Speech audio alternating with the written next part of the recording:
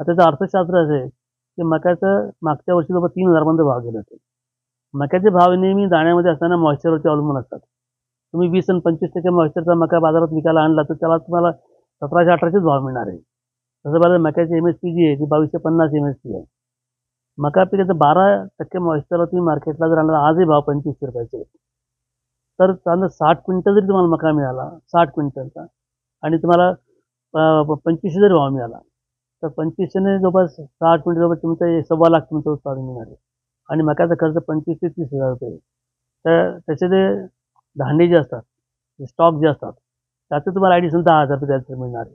म्हणजे तुम्हाला ₹1,00,000 नफा मका पिकापासून मिळू शकतो आणि उत्पादन 100 क्विंटल नव्हे 60 क्विंटल म्हणतो मी.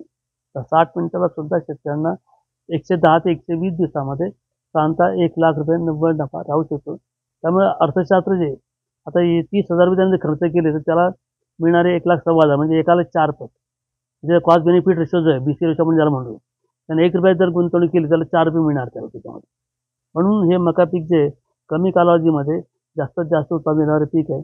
आणि तुम्हाला सांगतो की सर्व तृणधान्यांमध्ये म्हणजे मका असेल, भात असेल, गहू असेल, तांदूळ असेल, बाजरी असेल, नागली असेल, तर सर्व पिका सर्व तृणधान्यांमध्ये मका पिकाची उत्पादन देण्याची क्षमता सर्वात जास्त आहे. मका पिकाची उत्पादन देण्याची क्षमता सर्वात जास्त असल्यामुळे मका पिकाला तृणधान्याची राणी म्हटलं जातं. It is also called as queen of the serials.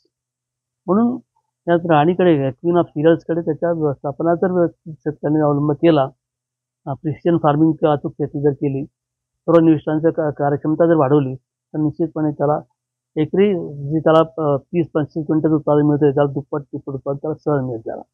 अशा पद्धतीने हे आर्थिकदृष्ट्या फायदेशीर असणारं पीक शेतकऱ्यांना भविष्यामध्ये पर्याय चांगला निर्माण होतो.